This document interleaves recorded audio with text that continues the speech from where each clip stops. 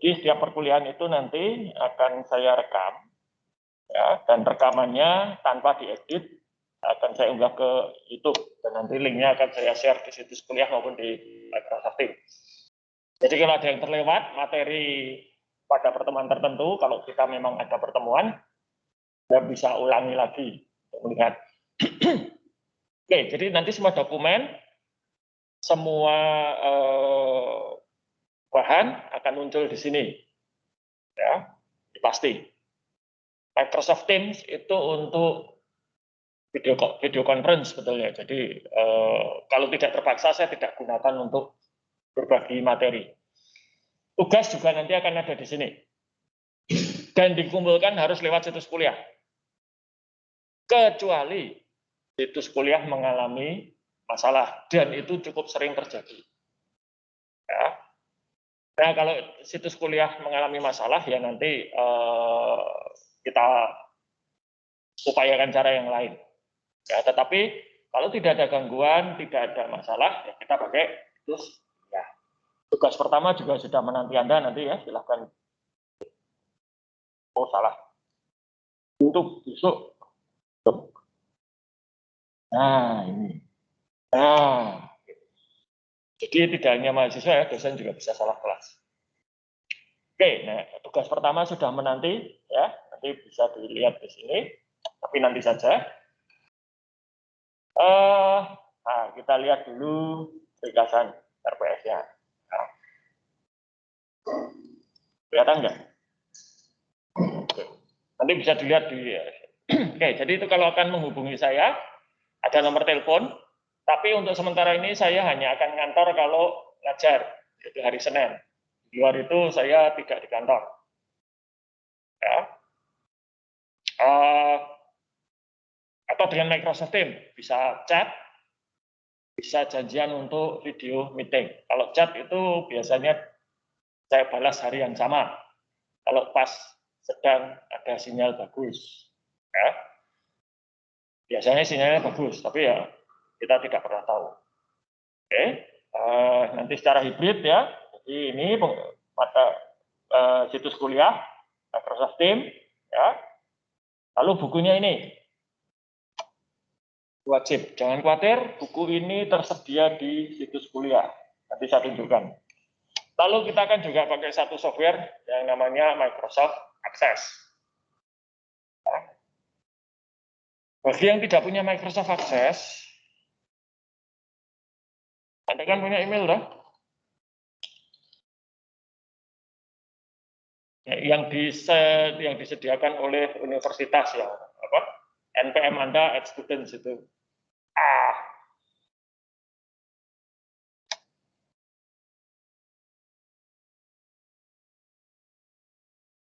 Saya nggak boleh pakai laptop saya sendiri karena nyambung ke sininya susah.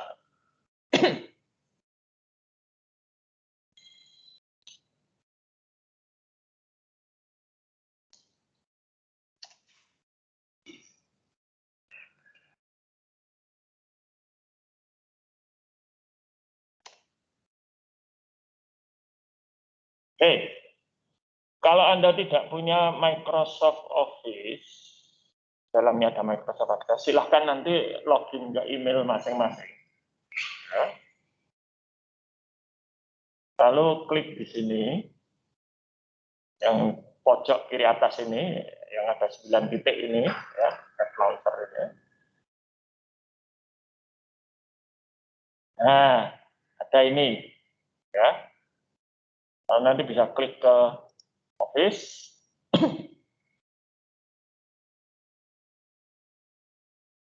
Nanti ada install Office ini. Ya, jadi bisa diunduh dan diinstal. Tapi ini cukup besar ya. Jadi saran saya kalau akan mengunduh ini numpang di kampus dulu aja, bawa laptop atau apa gitu. Oke? Oke. Ya, tuh. Silakan nanti cari buku tutorial atau sumber lain untuk Microsoft Access. Ya, banyak itu bahasa Indonesia, bahasa Inggris, bahasa Perancis, dia banyak.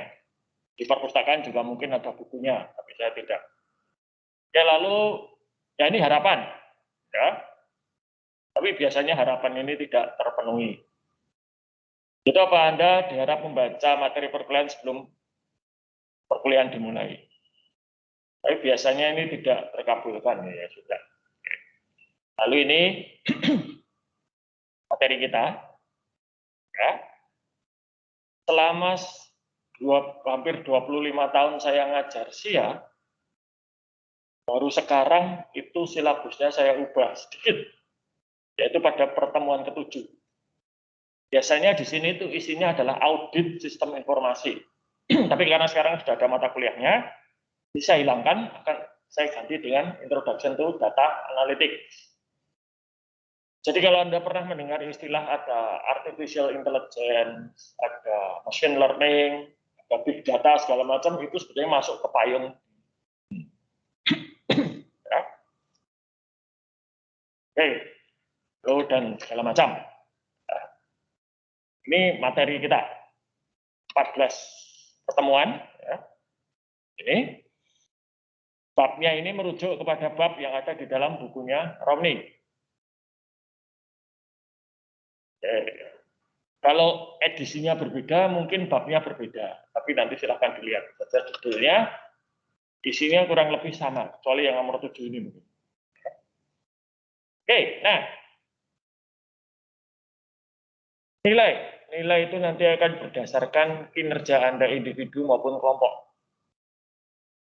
Nah, khusus untuk individu, itu penilaiannya adalah nanti pada ujian tengah semester dan ujian akhir semester. Itu pasti individu. Nah, jadi nanti silakan itu diikuti. Lalu untuk kelompok, Anda silakan membentuk kelompok. Ya, orang. Ada 38. Jadi Anda silakan membentuk kelompok minimal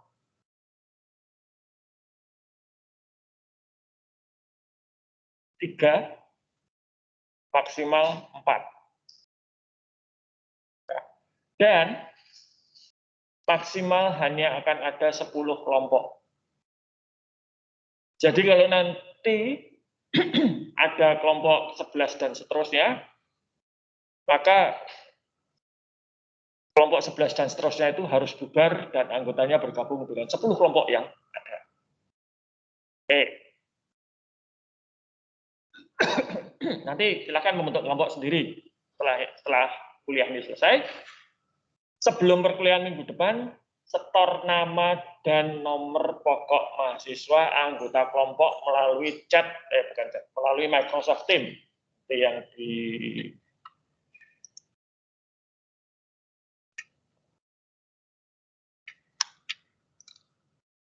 sini, melalui new conversation. Lalu silahkan Anda tulis di situ nama anggota kelompok dan NPM-nya. Ya. Sebelum perkuliahan minggu depan dimulai. Kalau sampai perkuliahan minggu depan ada yang belum dapat kelompok karena alasan apapun, ya tidak akan dapat penilaian untuk komponen kelompok. Ya, saya katakan Anda bebas melakukan apapun, tapi ada konsekuensinya. Jadi silakan nanti membentuk kelompok. Gunakan Microsoft Teams ini, chat atau apapun, atau kalau Anda punya WA group atau Telegram atau apapun, silakan berkoordinasi dengan teman-teman kelas ini maupun yang ada di rumah. Oke. Di sini. Ya, jadi itu penilaiannya kelompok dan individu nanti itu. Lalu karena anggota kelompok itu Anda pilih sendiri, Anda bentuk sendiri, maka tanggung jawab Anda semua di dalam kelompok itu untuk menjaga keutuhan kelompok. Silahkan berkoordinasi dengan anggota kelompok untuk pembagian tugas dan lain sebagainya. Saya tidak mau mendengar ada yang mengatakan si A, si B, si C tidak berkontribusi kalau diajak kerja kelompok. susah, dan seterusnya. Bukan urusan saya. Ya. Bagi saya, kalau Anda mengumpulkan tugas, itu siapapun yang mengerjakan, nilainya untuk satu kelompok, bukan untuk individu. Ya, itu. Oke. Lalu nanti pengumpulan tugas itu melalui situs kuliah atau Microsoft Teams, tergantung situasi dan kondisi. Oke. Nah, ada dua ketentuan tambahan. Satu, tugas harus dikumpulkan tepat pada waktunya sesuai dengan ketentuan dan tidak ada toleransi apapun. Kecuali ada kasus-kasus khusus, gitu ya, seperti misalnya pas hari pengumpulannya situs kuliah tidak berfungsi, nah, maka mungkin perlu perpanjangan waktu. Ya, mungkin. Karena kelompok itu sangat jarang saya jumpai satu kelompok itu berhalangan semua untuk mengumpulkan tugas. Kalau misalnya ada 4 orang, salah satu ditugaskan mengumpulkan, dia tidak bisa karena koneksi jelek, komputernya crash atau apa, anggota kelompok yang lain bisa menggantikan. Ya. Sangat kecil kemungkinannya seluruh anggota kelompok mengalami halangan, meskipun juga bukannya tidak mungkin. Kalau memang ada halangan pada seluruh anggota kelompok, misalnya listrik se-Indonesia mati, koneksi internet se-Indonesia mati, ya apa boleh buat. Nanti kita cari cara yang lain. Tapi harapannya tentunya tidak. Terutama bagi yang di rumah, tapi kalau yang kelas ini hadir di Jogja semua kok ya. Tidak ada yang online beneran dong dari jauh. Karena pernah ada kasus 2 semester yang lalu, ada mahasiswa itu mengumpulkan tugas dari Tomohon atau mana itu ya, di Sulawesi sana. Dia menggunakan jam waktu Indonesia tengah. Setting server di sini itu menggunakan waktu Indonesia Barat. Sehingga waktu itu dia panik dan mengatakan pada saya, Pak, ini baru jam 11 kok saya belum bisa, saya tidak bisa mengumpulkan. Saya lihat, bener ini baru jam 11 gitu ya. Kok nggak bisa? Lalu saya coba sendiri, yang lainnya mencoba, bisa. Nah, ternyata setting jam di komputernya itu waktu Indonesia Tengah. Jadi kalau menurut komputernya sudah jam 12, ditolak. Gitu ya. Nah, maka bagi nanti yang akan mengumpulkan tugas, nanti silakan ya, komputer, laptop, tablet, smartphone masing-masing dicek jamnya. Di set waktu Indonesia Barat. Ya, atau GMT plus 7. Ya, standar waktunya Jakarta, Bangkok, dan Hanoi. Ya, sampai apa? Oke, itu ya. Jadi itu harap diperhatikan. Lalu kalau ada anggota kelompok yang diminta untuk mengumpulkan tugas, karena setiap kali tugas kelompok itu dikumpulkan cukup satu saja ya orang yang mengumpulkan, ya nggak usah semua anggota kelompok. Nah, anggota kelompok yang lain silahkan ngecek sudah dikumpulkan atau belum. Pernah ada kasus 2 kali terjadi, ya saya juga heran kok bisa. Yang ditugaskan mengumpulkan itu entah kenapa tidak mengumpulkan, dan baru ketahuan setelah melewati tenggat waktu. Ya sudah, saya anggap tidak mengumpulkan, apapun alasannya. Ya. Jadi silakan itu nanti di koordinasikan dengan anggota kelompok. Nah, oke. Lalu plagiarisme. Plagiarisme itu apa? Plagiarisme itu menggunakan karya orang lain di dalam tulisan Anda tanpa mengakui. Plagiarisme itu dosa terbesar di bidang akademik. Kalau sampai ketahuan plagiarisme, di kelas ini hukumannya nilainya langsung E. Ya, tidak lulus. Satu kelompok juga bisa saya gugurkan, dan itu sudah beberapa kali terjadi. 3 semester yang lalu ada satu mahasiswa yang melakukan plagiarisme. Ketahuannya bagaimana? Dia membuat tulisan tentang warung soto, tapi kata-kata di dalamnya apotek. Ya, ini berarti kan copy paste dari satu sumber yang nggak tahu dari mana. Ya sudah, langsung saya gugurkan. Oh, judulnya warung soto kok di dalamnya ada tulisan apotek gitu. Jadi apotek ini berjualan. Nah, oke. Bagaimana cara menghindari plagiarisme nanti saya tunjukkan. Tetapi intinya begini. Ekstrimnya, Anda boleh kok copy paste dari tugas kelompok lain selama Anda mengakui. Jadi misalnya kelompok 11 gitu, saya copy paste dari kelompok 2, ya nggak apa-apa. Boleh. Nilainya tentunya tidak tinggi, ya, tapi tidak akan dapat nilai E. Lengkap ya? Oke. Tuh. Plagiarisme itu beberapa kejadian di UGM yang melakukan plagiarisme itu mahasiswa yang sudah lulus bergelar doktor, gelarnya dicabut. Dulu salah satu wakilnya Angela Merkel di Jerman ya, dicurigai ketika S3 dia plagiarisme, langsung dia mengundurkan diri ya, dan diselidiki betul. Jadi maka mengapa di kelas ini plagiarisme itu saya perlakukan khusus dan dapat perhatian khusus. Ini jadi RPS ya, ini petunjuk kelas hibrid itu ya standar lah. Ya. Kemudian, nah ini buku teksnya. Ya. Bagi Anda yang sudah punya tablet, iPad, atau bahkan laptop juga bisa, ini bisa dibuka. Ya, ini sudah tersedia di perpustakaan dalam bentuk elektronik.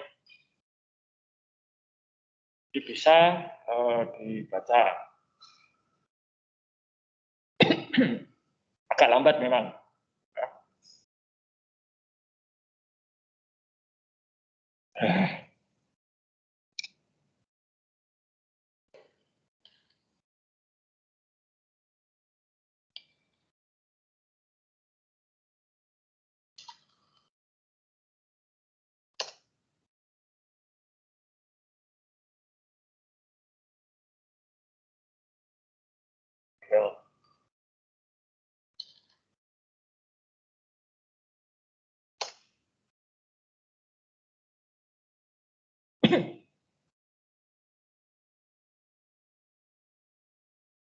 Oke, jadi ini bukunya.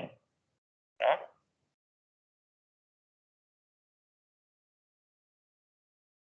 Kalau Anda punya tablet atau laptop atau komputer itu pakai Vital, Bookshelf atau apa ya?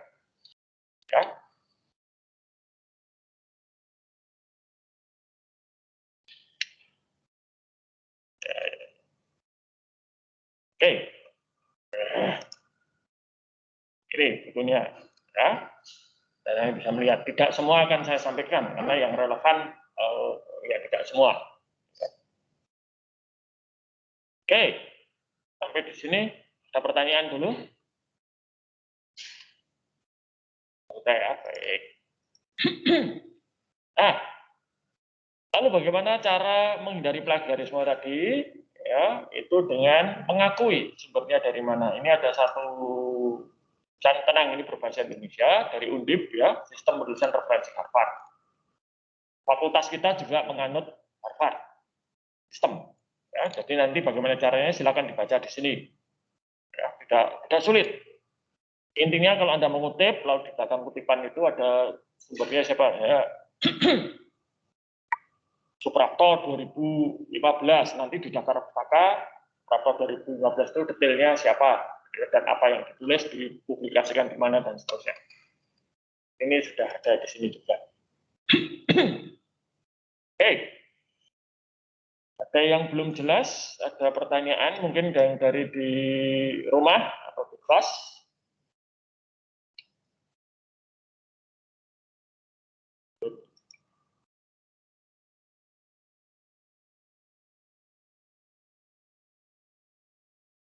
Oke. Saya mau lihat kalau saya akan panggil satu persatu nama. Kalau hadir di sini nanti ngomong ya. Jadi saya pindah ke sana dulu. Kelihatan. Oke, sampai ngomong. Yang di rumah juga ya, kalau saya panggil namanya menjawab. Oke, Cahyo Adi Chandra. Dari mana Mas Cahyo? Asal, Cilacap. Cilacapnya sebelah mana? Oh, Cilacap Kota. Kakek saya dari pihak ibu itu dari Cilacap juga. Daerahnya apa ya? Saya mau ke sana. Oke. Ignatius Loyola Prima Aditya Hapsara. Ignatius Loyola kah di Hadir, Pak. kelas?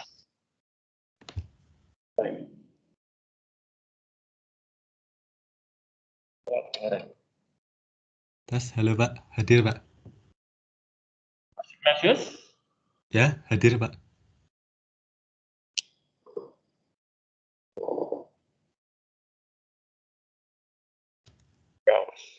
Oke, ya sudah. Maria Fanya Laksminto Putri. Dari mana, Mbak? Jogja. Jogjanya mana? Kota Gede. Kota Gedenya yang sebelah mana? Oh, Kota Gede beneran itu. Yang kecamatan, karena saya tinggal di kecamatan Kota Gede. Oke, Niken Setiarini. Dari mana Mbak Niken? Pontianak. Oh. Pontianaknya atau Pontianak Coret? Kota Pontianak. Pernah nyoba Rumah Eyang? Pak, itu resto warung itu. Nggak tahu. Oh, nggak pernah. Rumah Eyang itu dikelola dulu mahasiswa saya. Anaknya pinter, begitu lulus langsung disikat Coca-Cola. Tapi dia hanya betah 2 tahun. Itu pulang ke Pontianak, buka catering di sana. Oke, Damian Dustin. Halo Pak, hadir Pak. Damian Dustin Nathaniel ya. Oke. Kok kedengaran sih ya? Ini. Coba Mas Damian ngomong. Mas Damian. Halo Pak. Mas Damian. Oke, oh harus dinyalakan. Anda dari mana Mas Damian? Solo Pak. Solo. Iya. Solonya mana? Grogol Pak. Mana?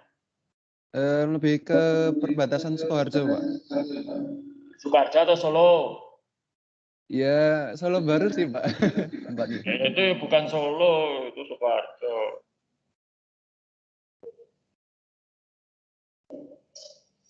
Itu sama seperti orang-orang dari daerah asal istri saya ditanya, dari mana? Wonosari, padahal aslinya Panggang. Oke, terima kasih Mas Damian. Monica Natasha Hermanto, dari mana Mbak Monica? Jujur loh. Kalau Solo itu ya Solo, Sukoharjo nanti Karanganyar gitu yang akunya Solo. Elizabeth Shannon Natania Suwar. Dari mana, Mbak? Aslinya dari Batam. Dan yang nggak asli dari mana? Mana? Lubuk Linggau. Sekarang orang tua tinggal di Lubuk Linggau. Oh. Kapan pindah ke Lubuk Linggaunya? Ketika kecil atau pas SMA? Oh. Sudah besar ya. Saya itu seumur hidup sampai lulus kuliah itu tinggal di Jogja. Begitu studi lanjut shock gitu ya. Pindah keluar Jogja. Oke, terima kasih. Prayoga. Oke, Mas Prayoga dari mana, Mas? Batam juga? Oh, masih di Batam juga aslinya. Oh,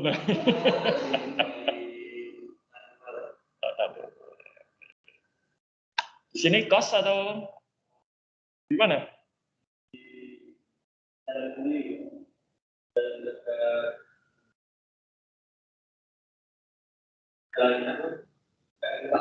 Oh, oke, ya. Oke, Tarsisius Flegranama. Dari mana, Mas? Tahu? Kaltimnya mana? Ya, saya tahu Kalimantan Timur, daerahnya mana? Oh, Samarinda. Samarinda benar, bukan mana? Kukar. Saya tuh dulu sudah sampai ke Melak. Tahu Melak kan? Melak itu bagi yang Anda bukan dari Kaltim, ya itu adalah kota peradaban terakhir sebelum masuk ke Tambang. Itu kalau dari Samarinda 12 jam ya, kalau lancar. Kalau nggak lancar yang nginep di jalan. Oke. Itu ada satu legenda di sini, katanya kalau minum air sungai Mahakam, balik lagi di sana kan. Katanya kalau minum air sungai Mahakam akan balik ke sana kan. Nah, itu belum terbukti dengan saya. Saya belum balik ke sana.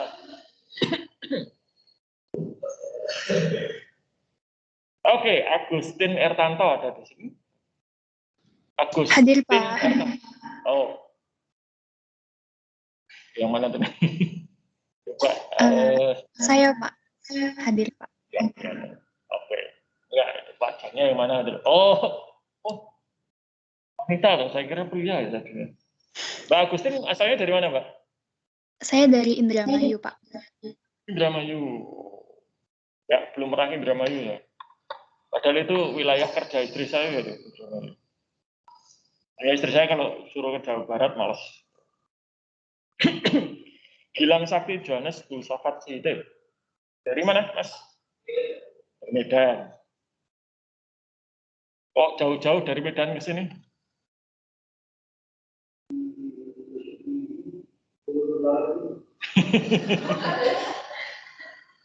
Ya, nggak apa-apa. Oke, Deani Febianti. Hadir, Pak. Oke, Mbak Deani dari mana? Dari Kalimantan Tengah, Pak. Kalimantan Tengah. Oh, Iya. mana? Palangkaraya, Pak. Palangkarayanya ya. Tentu punya teman SMA dulu yang punya itu penangkaran orang hutan di Palangkaraya. Nggak tahu dia masih di sana atau enggak. Oke, terima kasih. Vincentius Michael Stephen.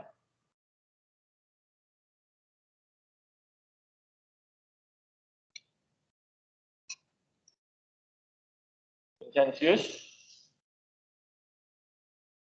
Tidak hadir.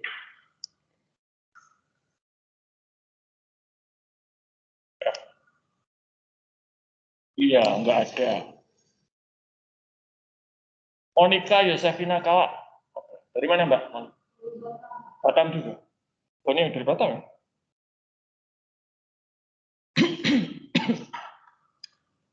Cecilia Novenanda Sefrianti. Dari mana, Mbak? Sorong. Oh, ini dari Sumatera, dari Medan sampai Sorong. Sorong itu berarti Papua Barat ya. Kok bisa sampai ke Jogja? Pengen, oke.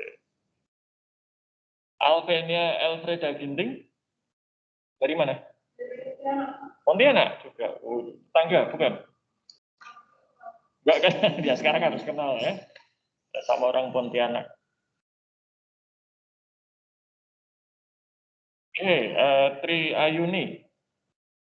Dari mana Mbak Tri? Kota Baru. Kota Baru itu Kalimantan juga kan ya? Oke. Kalimantan mana itu? Oh, Sumatera ya? Sorry. Sumatera mana? Sumatera ini mana? Provinsinya. Oh, Riau. Itu siapa Pak Nuri Tomo itu juga dari Riau. Sumatera itu saya malah belum pernah menjelajah. Alika Moira Sahra Ismaya. Hadir, Pak. Oke, Mbak. Oke. Dari mana Mbak Alika? Dari Bandung, Pak. Bandung? Ya, Bandung. Jawa Barat ya? Ya. Oh. Bandungnya sebelah mana? Kotanya, Pak, yang dekat PPJ. Dekat mana? Dekat PVJ, Pak. Sukajadi. Oh, ya. Kok nggak ke Unpar malah ke Atmajaya? Emang pengen keluar kota aja, Pak. Oh gitu. Oke. Baik. Chris Mariska? Oh, dari mana, Mbak? Tangerang. Tangerang itu berarti Banten ya? Oke. Dea Marsanda? Hadir, Pak. Oke. Dari mana, Mbak Dea? Dari Palu, Pak. Palu? Iya. Berapa sih ya? Felix Damarnanda? Halo Pak, hadir Pak. Iya. Baik, dari mana Felix? Dari Jogja Pak, asli Jogja. Jogjanya mana? Dekatnya Berbah. Itu Sleman, Mas. Oh iya, Sleman. Sleman Berbah. Kota Mada Yogyakarta itu batasnya hanya sampai dekat Iya, Sleman Mall, Berbah. sampai Lipo Mall gitu ya. Iya. Kalau sebelah selatan itu kalau Anda yang tahu Jogja, sebelah selatan itu ada namanya Jalan Gedong Kuning. Nah, itu yang sebelah baratnya itu Kota Madya Yogyakarta, sebelah timurnya sudah Bantul. Ya, Oke, terima kasih. Jennifer Natania, Kumendong, saya ini. Hadir, Pak. Oke, dari mana Mbak Jennifer? Dari Manado, Pak. Manado ya? Oke. Diva Magdalena Boru Simatupang. Oh, dari mana Mbak?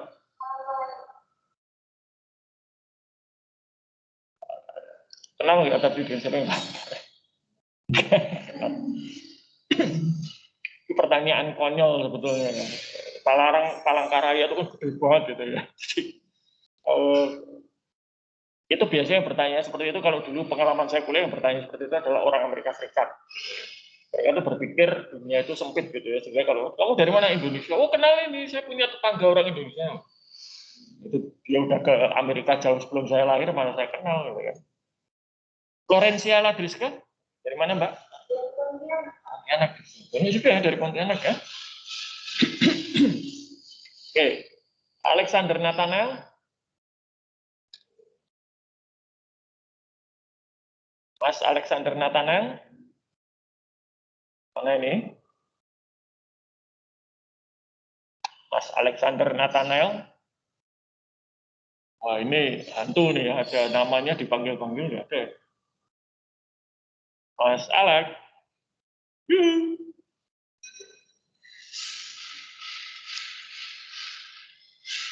Ini kalau pagi di rumah saya itu anak saya sekolah kan, istri saya rapat, saya ngajar ini, lalu saya sering mendengar istri saya marah-marah ke anak buahnya, dipanggil-panggil. Nanti kalau sudah muncul alasannya macam-macam, ke kamar mandi lah, sedang nyetir lah, gitu ya. Setelah itu istri saya buat peraturan. Kalau waktunya briefing pagi nggak boleh kemana-mana. Kalau sedang nyetir, minggir, berhenti. Ya sudah, ini kita lewati. Mas Argi Almendo Taryono. Mas Argi. Hadir Pak. Oke. Dari mana Mas Argi? Dari Jayapura Pak. Jayapura. Oh. Jauh-jauh. Saya itu selalu kagum pada mahasiswa yang jauh-jauh dari berbagai pelosok ini, bukan Solo ya, kalau Solo nggak jauh. Apalagi Berbah ya. Jauh-jauh ke Jogja untuk belajar itu luar biasa. Evan Adiatma Prabaswara. Mas Evan? Hadir, Pak. Dari mana Mas Evan? Dari Jogja bisa, dari Tangsel juga bisa, Pak. Ini kalau KTP hanya satu, Mas. Kalau KTP-nya ngikut Tangsel. Oh, Tangsel. Nah, kok Anda mengatakan Jogja bisa? Karena papa saya Jogja, mama saya ikut Tangsel soalnya, Pak. Oh, gitu. Ya. Oke. Marcelinus Brian, Hamisyano. Hadir, Pak. Oke, Mas Marcelinus dari mana, Mas? Dari Klaten, Pak. Oh, Klaten. Klatennya mana? Klaten Utara. Oh, Klaten. Kota. Iya. Di sini tuh dosen yang dari Klaten ada beberapa ya. Pak Parnawa, Ketua Departemen Manajemen, Pak Sri Susilo itu Ketua Program Studi Ilmu Ekonomi, lalu teman sebelah kantor saya namanya Bu Jenjang yang sekarang sedang studi lanjut di Belgia itu juga dari Klaten. Berarti ini Mas Marcelius ini coklat ya? Cowok Klaten kan coklat toh? Iya, Pak. Kalau saya buat lelucon dan tidak lucu, boleh tidak tertawa ya. Anak saya kalau saya buat lelucon sudah langsung tutup mata. Oke, Christine Stefani Simbolon. Hadir, Mbak Christine. Hadir, Pak. Pak. Dari mana, Mbak? Dari Medan, Pak. Medan. Oke. Sekarang tinggal di mana di Jogja? Depok, Pak. Depok. Depok itu kecamatan ya. Depok itu dari sini sampai UGM sana Depok. Di Catur Tunggal, Pak. Ya sama dari sini sampai UGM ya Catur Tunggal. Jadi Kelurahan Catur Tunggal itu besar sekali ya. Di dalam Kelurahan Catur Tunggal itu ada Atma Jaya, ada UGM, bayangkan. Maka kalau pemilihan lurah Catur Tunggal itu wah, incaran besar. Oke. Jessica Melani Sinaga. Hadir, Pak. Oke, dari mana Mbak Jessica? Dari Medan, Pak. Medan. Mbak Sherly Febriana Girsang. Hadir, Pak. Oke, sarapan ini mesti ya. Dari mana Mbak Sherly? Dari Medan, Pak. Dari Medan. Oh, ini orang Medan beneran ya, lantang. Dulu ada dosen di manajemen tuh ya, namanya Pak Surya Dharma Ginting. Dari namanya saja kan sudah kelihatan orang Batak gitu. Wah, tapi beliau itu halusnya jauh lebih daripada saya yang orang Jawa. Pak Ginting itu kalau bicara halus sekali gitu ya, lemah lembut gitu. Saya sering mikir ini keliru ini lahirnya, DNA-nya keliru. Oke, Melita Mendrova. Mbak Melita? Hadir, Pak. Oke, dari mana Mbak Melita? Dari Nias, Pak. Nias? Iya, Pak. Pulau Nias ya berarti? Iya, benar, Pak. Oke. Luisa Puspa Jelita? Hadir, Pak. Dari mana Mbak Luisa? Dari Kediri. Kediri? Ya. Kediri itu, saya belum pernah, tapi sering lewat ke Surabaya. Semenjak ada jalan tol, nggak pernah lewat. Terus Jaisi Weninta? Hadir, Pak. Oke, dari mana Mbak? Dari Medan, Pak. Medan juga. Iya, Pak. Jessica Yunindira Kase? Hadir, Pak. Oke, dari mana Mbak Jessica? Dari Kupang, Pak. Kupang? Oke. Dulu itu mahasiswa Atma Jaya yang dari Nusa Tenggara itu banyak sekali. Nggak tahu kenapa sekarang nggak kurang. Oke. Pauline Michelle? Hadir, Pak. Itu nomor akunnya harus Dari mana Pak? Dari Jogja. Oh, Jogjanya mana? Di Bantul, Pak. Bentolnya mana? Jalan Wates. Oh, betul beneran ya. Soalnya yang di dekat yang kalau Anda ke Jogja Expo Center itu ya Bantul, tapi itu Bantul pinggiran. Kristi Anastasia Purba. Hadir, Pak. Dari mana Mbak Kristi? Dari Pekalongan, Pak. Oh, Pekalongan. Pekalongannya mana? Saya kabupatennya Pak, di Kecamatan Wiradesanya. Oke. Oh, Wiradesa ya? Almarhum ayah saya itu dulu sempat 3 tahun berdinas di Pekalongan. Dulu tinggalnya di Binagria. Pernah mengalami juga banjir di sana. Oke. Iya. Yang terakhir, ya, Rian Putri Alita. Rian Putri. Oke, Mbak Rian dari mana? Jakarta. Dari mana? Jakarta, Pak. Jakarta. Oh, mana? Iya. Jakarta. Iya, Jakarta. Jakartanya mana? Jakarta Pusat, Bandar Kemayoran. Oh, Bandar. Ya. Itu Jakarta beneran gitu ya. Sama seperti Solo gitu ya, kadang Jakartanya mana? Depok, gitu. Padahal Depok bukan Jakarta. Baik, terima kasih semua. Jadi sudah bisa saling melihat wajah gitu ya. Meskipun mungkin sebagian pakai masker gitu ya, tapi kan tahu. Oke, nah, kita mulai saja materi kita untuk hari ini, ya, yaitu sepintas melihat yang namanya SIA itu apa toh?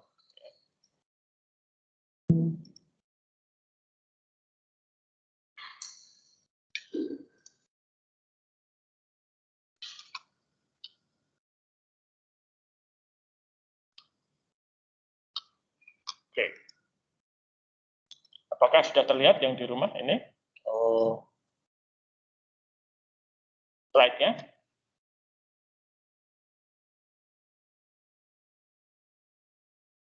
Sudah, di kelas.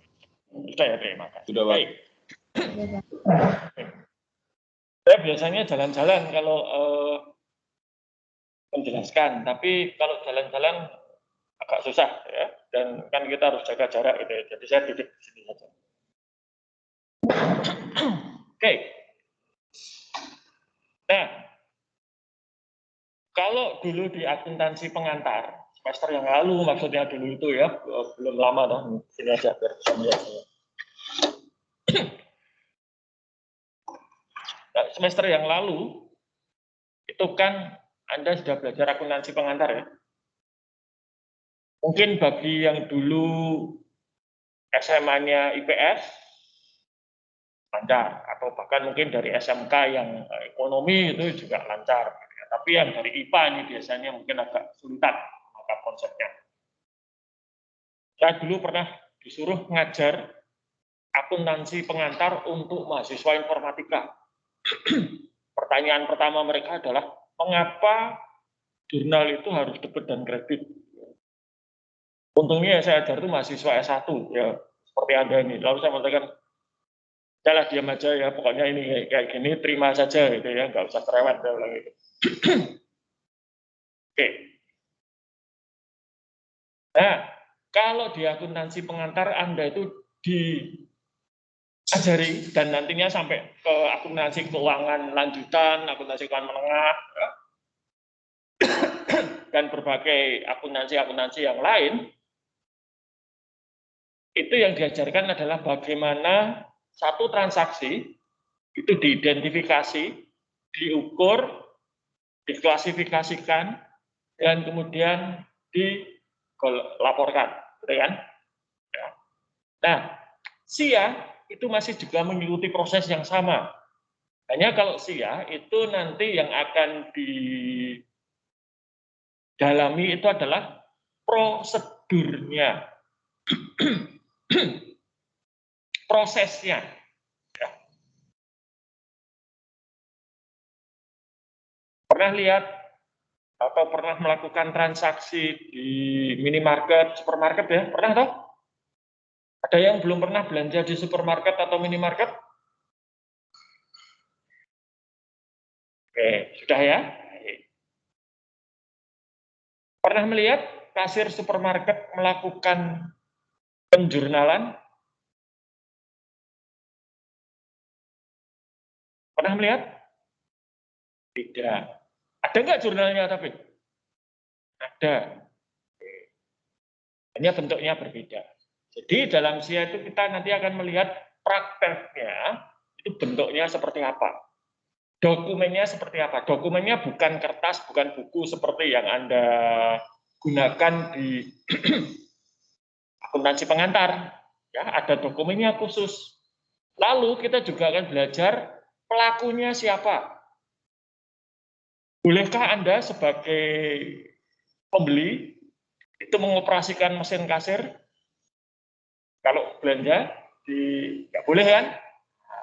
Kasir pun juga perannya terbatas. Terutama kalau di supermarket dan supermarket lah yang kelihatan ya. Kalau ada kesalahan di mesin kasir itu nggak bisa membatalkan. Dia harus memanggil supervisornya. Nanti supervisornya dengan kode khusus, dia yang membatalkan. Kalau Anda ke bank, bertransaksi di teller, jumlah tertentu, itu teller tidak bisa langsung menjalankan transaksi. Dia harus memanggil supervisornya, dan supervisornya entah dengan mengetikkan password, atau kalau di beberapa bank dengan sidik jari ya, itu mengizinkan transaksi itu dijalankan. Jadi dalam satu proses, itu pasti ada para pelaku. Nah, nanti kita akan identifikasi. Untuk transaksi-transaksi ini pelakunya siapa saja. Kita juga akan mengenal nanti yang ini menjadi dasar dari audit, pemisahan tugas dan wewenang. Ya, oke. Nah, ini saya kira di sistem informasi pengantar sudah ya, data, informasi, gitu ya. Tidak akan saya ulangi. Nah, informasi itu dibutuhkan untuk membuat keputusan yang baik. Keputusan yang sifatnya rasional. Rasional itu artinya keputusan yang diharapkan memberikan hasil optimum. Optimum itu ya tergantung jenis keputusannya. Bisa dengan hasil positif yang menguntungkan terbesar. Tapi bisa juga optimum itu artinya keputusan yang hasil negatifnya paling kecil. Misalnya menghadapi kesulitan keuangan, yang harus dilakukan apa? Harus mengurangi biaya misalnya. Cara mengurangi biaya bagaimana? Memecat karyawan atau apa? Biasanya kalau sudah seperti itu, melakukan penghematan itu dampaknya pasti negatif. Hanya kita memilih yang negatif paling kecil. Oke. Dan keputusan ini rasional. Ya. Dalam bisnis itu keputusan harus dibuat dengan rasional. Ya, tidak boleh emosional, karena kalau emosional hasilnya tidak bisa dipertanggungjawabkan. Oke, mau lihat keputusan bisnis yang seharusnya dilakukan rasional tapi dilakukan secara emosional? Anda mengikuti berita ini enggak? Kasus Binomo. Tahu ya? Binomo itu kan menawarkan investasi dengan tingkat pengembalian atau hasil yang fantastis gitu kan. Dan ternyata bagaimana? Ilegal ternyata, ya kan? Tidak berizin. Dan sekarang jadi kasus. Dan itu bukan pertama kalinya terjadi di Indonesia loh ya. Itu sudah kesekian kalinya. Dulu di tahun 2009-2010 itu ada kasus, kalau Anda pernah baca mungkin, Bank Senturi. Pernah dengar? Nah, kasusnya sama, dan itu korbannya banyak, termasuk Yayasan Slamet Riyadi. Yayasan Slamet Riyadi adalah yayasan yang memayungi Atma Jaya. Itu Yayasan Slamet Riyadi kehilangan belasan miliar itu. Ya, dana yang dikumpulkan dari zaman saya mahasiswa, saya jadi dosen ngajar banyak mahasiswa, gitu ya. Itu sekian belas miliar menguap begitu saja. Tidak rasionalnya di mana atau emosionalnya bagaimana? Dan ini adalah modus operandi yang selalu dilakukan. Yaitu apa? Menawarkan hasil yang fantastis. Kalau nanti Anda belajar manajemen keuangan, teori portofolio, Anda akan tahu ada pepatah yang namanya high risk, high return, high risk. Sesuatu yang hasilnya besar, itu resikonya besar. Dan orang kadang tidak berpikir mengenai resiko. Mereka sudah terbuai, terpesona oleh hasil. Padahal yang namanya hasil dan resiko ini bareng, selalu bersama. Hasil tinggi, resiko tinggi. Nah, itu pasti. Nah, maka para korban binomo atau apapun itu yang sekarang jadi kasus, ya, itu adalah orang-orang yang membuat keputusan bisnis secara emosional. Kalau rasional, dia akan melihat, oh hasilnya besar, risiko besar. Yang dia lihat apa saja?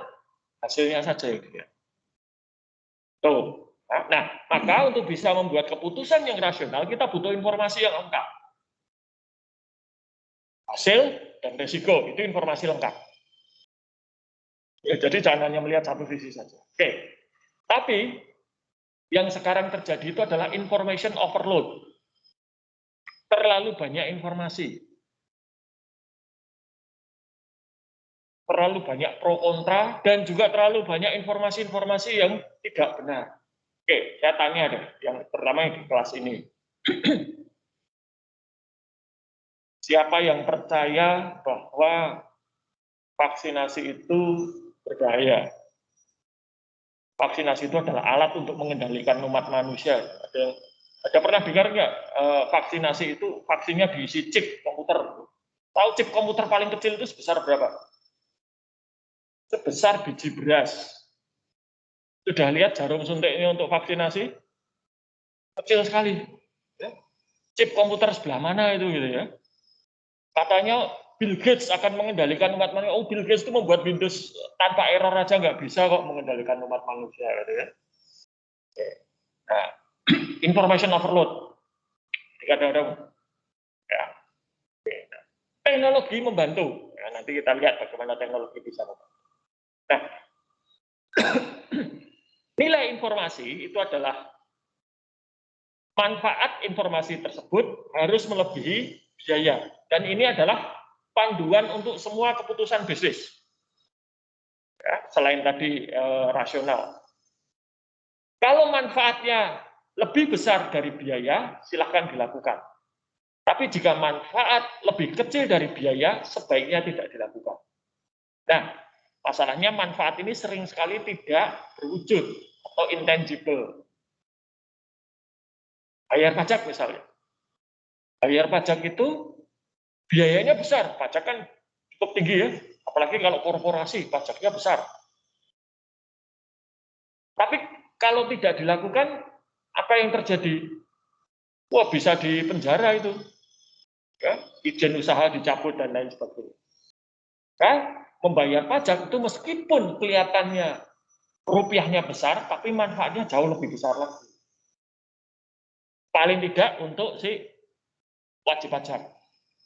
Sebab kalau tidak nanti dikejar-kejar Dirjen Pajak. Oke. Nah, ini adalah karakteristik informasi yang berguna. Tidak semua informasi itu berguna. Seperti saya katakan tadi, ada informasi-informasi yang palsu, yang sampah, gitu ya. Nah, informasi yang berguna itu aksesnya terbatas. Jadi kalau ada yang sebarkan gitu ya, Anda terima forwardan di sosmed, sebarkan ya, Anda harus tahu ya, itu hati-hati. Akurat, bebas dari kesalahan. Tersedia ketika dibutuhkan. Nah, contohnya apa? Pendaftaran kelas kemarin. Daftar mata kuliah yang ditawarkan itu tersedia ketika Anda harus KRS kan? Kalau tersedianya sekarang percuma, kuliah sudah mulai. Tersedianya semester lalu, pas Anda sedang ujian tengah semester, percuma juga, Anda belum akan memilih kelas. Reputable, artinya reputasinya baik. Kalau yang mengeluarkan informasi, katakan misalnya Kompas, oh ya, saya. Tapi kalau yang mengeluarkan itu informasi situs antah berantah, ya mungkin kita harus sedikit waspada. Lengkap, ya artinya aspek yang penting tidak dihilangkan. Kadang untuk memanipulasi situasi itu ada informasi-informasi yang ditutup-tutupi. Nah, ini berarti tidak lengkap. Maka saya sebetulnya secara pribadi saya tidak setuju kalau pendaftaran kelas itu di penawaran mata kuliah itu nama dosen ditutupi. Kenapa? Berarti tidak lengkap. Zaman saya kuliah itu nama dosen dibuka. Ya, sehingga ya saya tahulah mahasiswa itu kan pasti pilih dosen yang enak gitu ya. Nilainya murah, tugasnya seminimal mungkin gitu ya. Kalau ngajar secukupnya saja gitu kan. Kalau sekarang ya kita dibatasi hanya 2 jam. Oke, concise atau ringkas. Jadi berpanjang lebar itu juga tidak baik. Tapi juga jangan sampai hal-hal yang penting hilang tadi ya. Konsisten, artinya apa? Informasinya itu tidak berubah-ubah tanpa kejelasan. Nah, ini yang kadang-kadang sulit untuk diikuti. Contohnya apa? Contohnya adalah ketika Anda ikuti pemberitaan mengenai COVID-19. Ya. Dulu di awal dikatakan, oh nggak perlu masker. Oh awal sekali, itu saya ingat betul.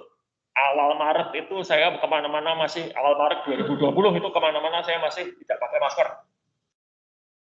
Ya. Bahkan waktu itu saya ingat, saya perjalanan pulang dari Jakarta di Halim Perdana Kusuma, waktu itu ramai banget. Ternyata waktu itu ini kepulangan warga negara Indonesia yang dari Wuhan, China yang pusatnya pandemi itu. Mereka pulang ke Indonesia dan disambut di Halim Perdana Kusuma. Itu saya juga kemana-mana masih tidak pakai masker. Lalu kemudian keluar anjuran, pakai masker, sembarang masker. Gitu ya. Pokoknya masker. Lalu kemudian muncul lagi, maskernya harus dengan spesifikasi seperti ini. Dan seterusnya. Ya, sampai sekarang. Harus, ini kemarin muncul lagi maskernya double, gitu kan. Ini masker double ini atas perintah anak saya gitu ya. Jadi tadi pagi saya hanya pakai yang ini, yang ini dah.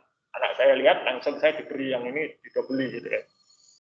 Kalau nanti Anda sudah punya anak gitu ya, apalagi sudah besar seperti anak saya, perintah anak itu agak susah untuk dibantah. Nah, mengancam. Bapak kan tidak ingin aku jadi anak yatim toh gitu. Kurang ajar.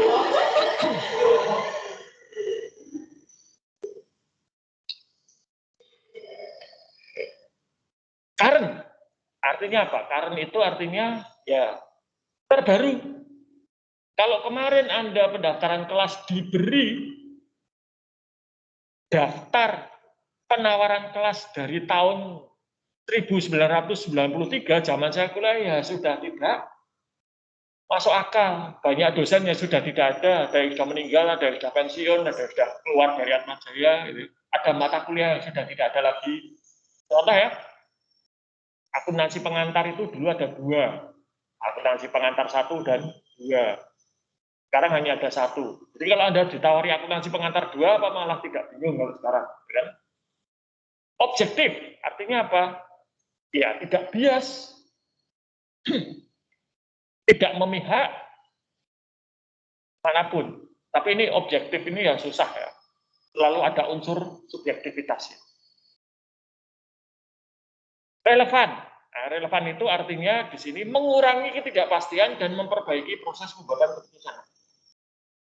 Anda mungkin tidak tahu, tapi kalau Anda keluar dari Atmajaya ke universitas lain yang lebih kecil dari Atmajaya, yang namanya mengurangi ketidakpastian jadwal kuliah itu susahnya setengah mati. Di sini, begitu Anda melihat penawaran kelas, SIA kelas C, kuliahnya sudah pasti hari Senin jam 7.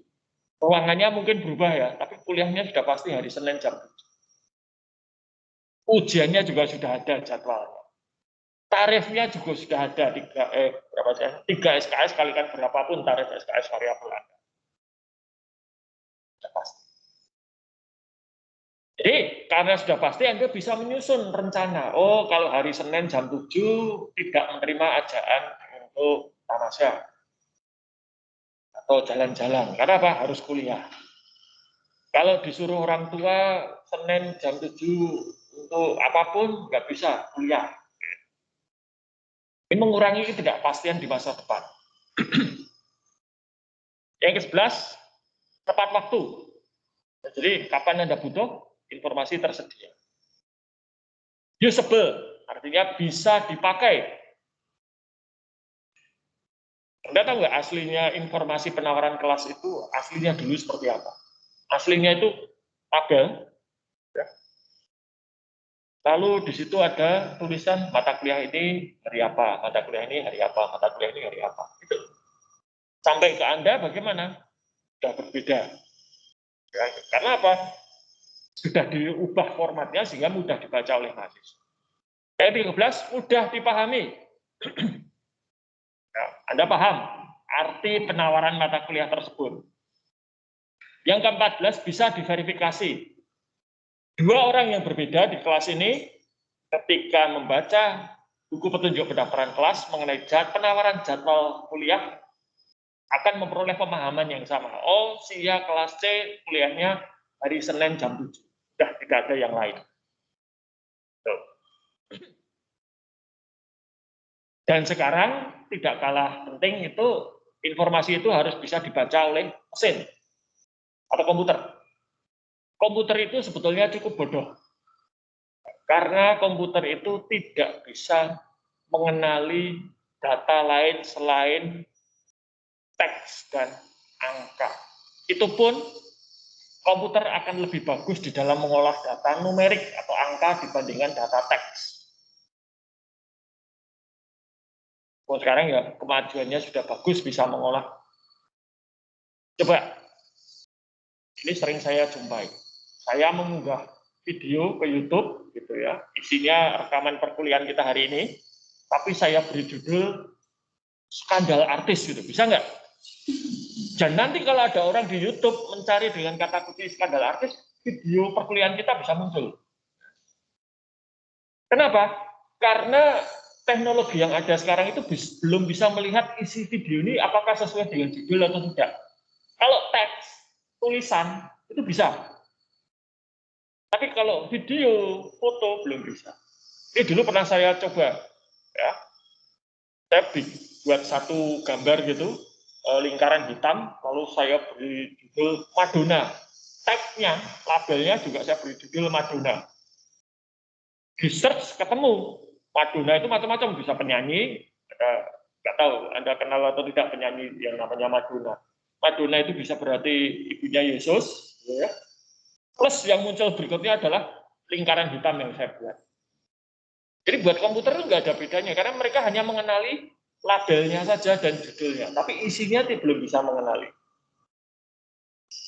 Maka kalau Anda lihat, Instagram, TikTok, YouTube, dan media sosial yang lain, itu kalau terkait dengan data yang sifatnya itu bukan teks atau angka, gambar, video, audio, itu sangat tergantung pada judul dan tag atau hashtag. Dan ini dulu pernah saya alami.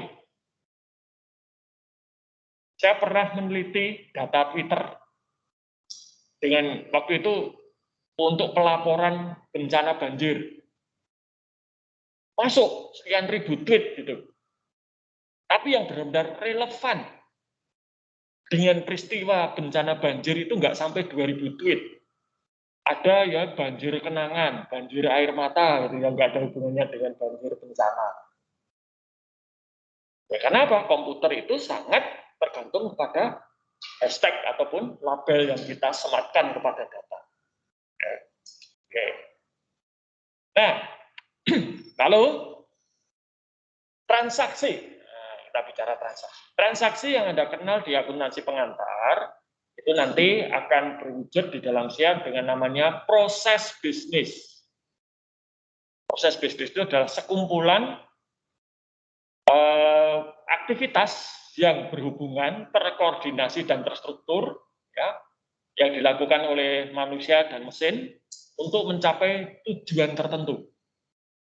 Kalau transaksinya itu penjualan, ya berarti untuk menjual satu barang.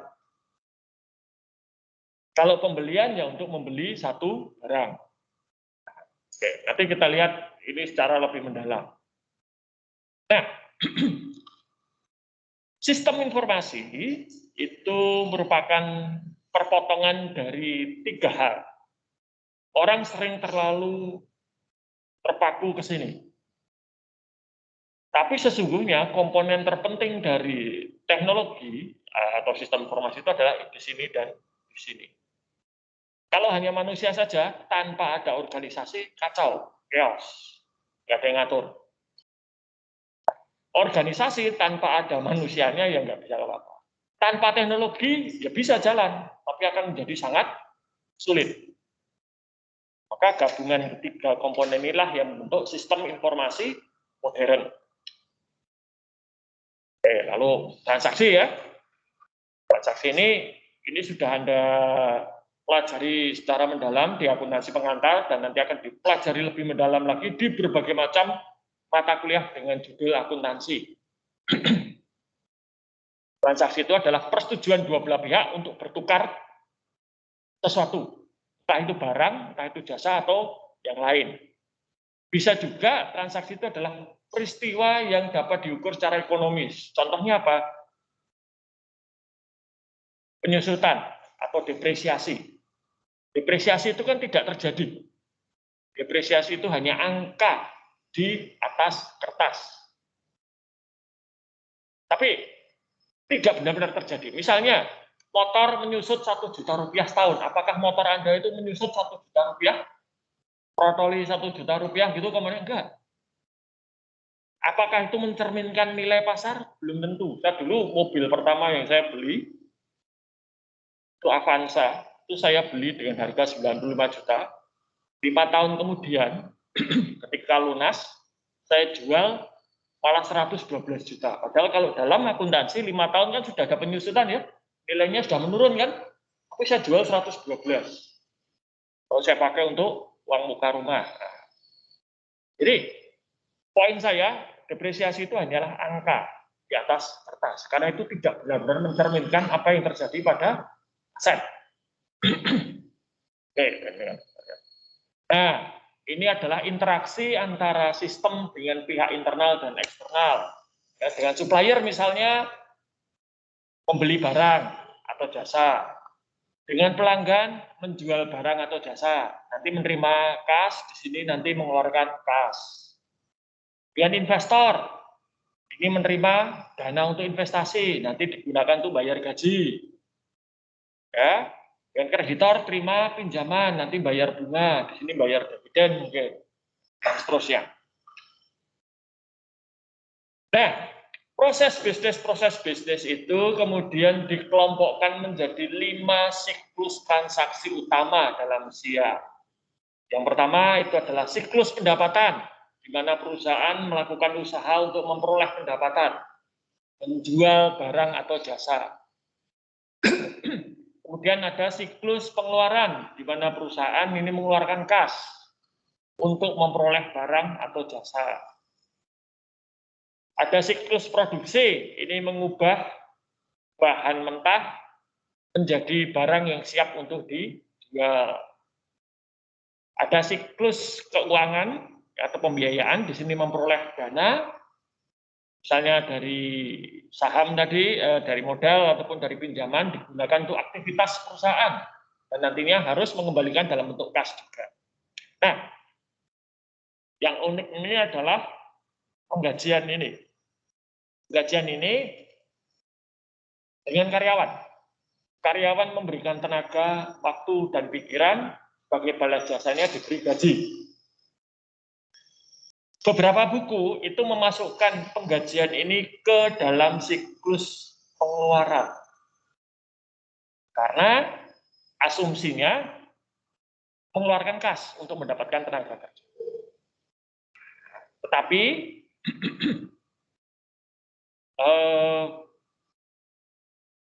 Kalau di bukunya Romney itu dipisah. Karena ini nanti terkait dengan manajemen sumber daya manusia. Jadi kita bahas secara khusus. Ya. Oke. Jadi SIA itu adalah sistem yang mengumpulkan, mencatat, menyimpan, dan mengolah data untuk menghasilkan informasi bagi pembuatan keputusan. Tentunya di sini informasinya adalah informasi bisnis, ya, terkait dengan bisnis. Itu penggunanya. Ya. Oke. Lalu ini yang banyak digunakan sekarang itu adalah artificial intelligence. Tugas pertama Anda itu terkait dengan artificial intelligence ini. Nanti silakan dilihat. Itu ada video yang menunjukkan supermarket tanpa karyawan, tanpa kasir. Nah, jadi nanti bisa dilihat. Nah, banyak yang mengkhawatirkan di masa depan itu profesi akuntansi itu terancam digantikan oleh mesin ini, artificial intelligence. Dan sekedar informasi, semua program S1 akuntansi di Indonesia itu selama 2 tahun, 3 tahun terakhir ini menurun peminatnya. Karena apa? Ada kekhawatiran ini digantikan oleh artificial intelligence. Tadi akan kita bahas secara khusus ini, tetapi mulai dari tahun 2015, ANZ, Bank ANZ ya, itu sudah menggunakan artificial intelligence untuk sistem akuntansinya. Jadi nggak ada lagi membuat laporan keuangan secara manual, nggak ada lagi ini jurnalnya apa, ini masuk ke buku besar mana, buku besar apa, buku pembantu mana, nggak ada. Namun, nah ini udah dari 2015 ya. Selama 5 tahun semenjak 2015 itu jumlah karyawan bagian akuntansi ANZ malah naik. Padahal mereka sudah pakai mesin, sudah pakai komputer, sudah pakai teknologi. Tapi jumlah karyawan bidang akuntansinya malah naik. Logikanya kalau suatu bidang itu sudah ada teknologinya, sudah digantikan oleh kecerdasan buatan, itu biasanya jumlah karyawan dan jumlah manusianya menurun, gitu kan? Tapi ini malah naik. Aneh kan? Nah, nanti kita bahas secara khusus. Lalu data analitik ini yang baru. Ya.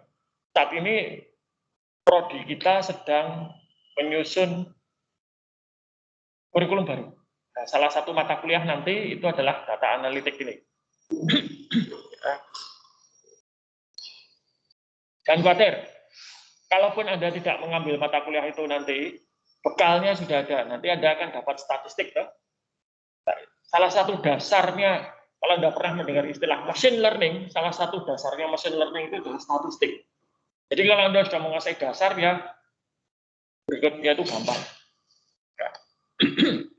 Blockchain, nah, ini mungkin sudah Anda mengenal dengan nama Bitcoin, cryptocurrency. Nah, cryptocurrency itu adalah salah satu wujud implementasi blockchain. Tapi aslinya blockchain itu adalah teknologi yang dirancang untuk menggantikan buku besar. Kalau selama ini buku besar itu kan terpusat ya, jadi ada jurnal gitu kan, lalu jurnal diposting ke buku besar. Kalau pengen lihat transaksi yang merujuk ke buku besar, gitu kan, satu tempat. Kalau buku besarnya hilang bagaimana? Hilang semua. Maka kalau di dalam berbagai kasus yang terkait dengan skandal keuangan, yang dicari oleh penegak hukum pertama itu mesti buku besar itu, atau ledger, istilahnya. Itu dicari. Nah, blockchain itu menggantikan ledger ini dengan, bayangkan saja seperti spreadsheet-nya Excel.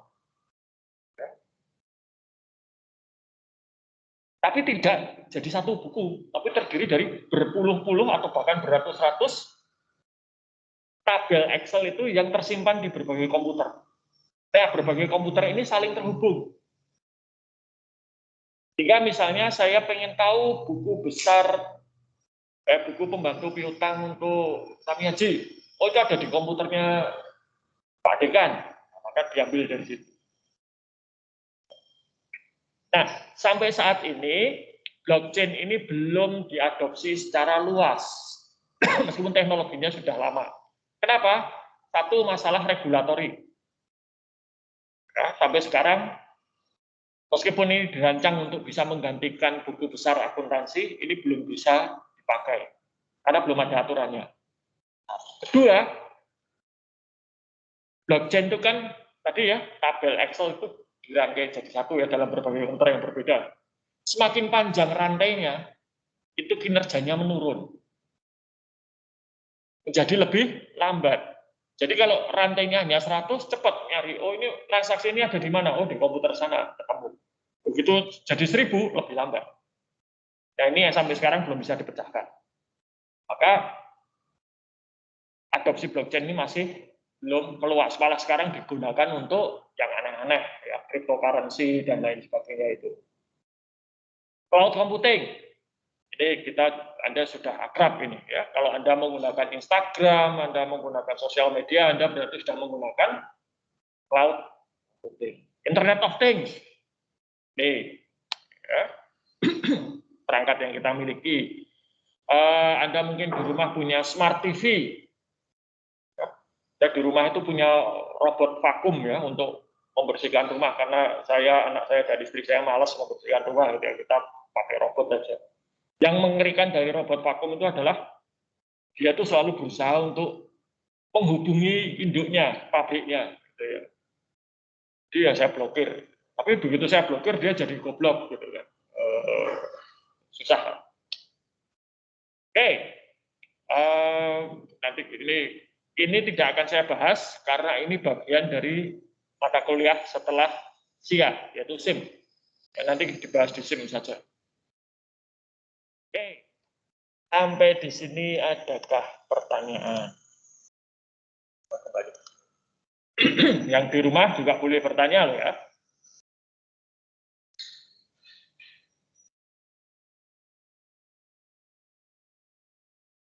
Oke, kalau itu ada yang nggak apa-apa. Nah, PR Anda untuk minggu depan ada berapa ya? Satu, membentuk kelompok. Nanti jangan lupa setelah kelompok terbentuk, silahkan dituliskan di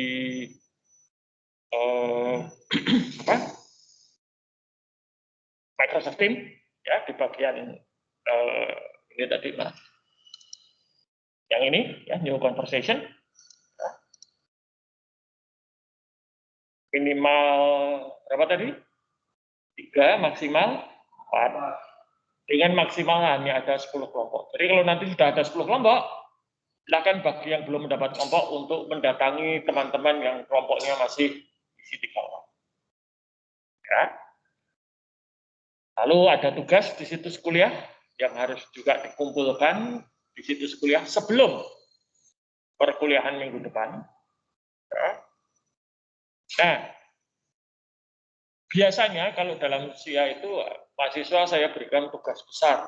Tapi kalau saya berikan tugas besar itu biasanya lalu dikerjakan mepet seminggu sebelum dikumpulkan. Ya, biasanya tugas besar dikumpulkan sebelum ujian tengah semester. Nah, nanti mengerjakannya seminggu sebelum ujian tengah semester. Nanti bingungi ya, saya ditanya-tanya gitu kan. Nah, maka saya putuskan mulai sekarang tugasnya kecil-kecil saja. Jadi saya pecah-pecah. Ya, mungkin setiap 2 minggu sekali atau seminggu sekali, nanti kita lihat situasinya. Yang kalau dikumpulkan yaitu sama dengan tugas besar. Dan jangan khawatir, tugas pertama itu adalah tugas terakhir untuk individu. Setelah itu nanti Anda tugasnya pasti kelompok. Ya. Lalu untuk ujian tengah semester dan ujian akhir semester, saya putuskan ujiannya take home saja. Ya. Jadi Anda tidak perlu datang ke kampus, cukup mengumpulkan nanti melalui situs kuliah atau situs melalui Microsoft Teams, tergantung situasi. Ya. Jadi tidak perlu datang ke kampus.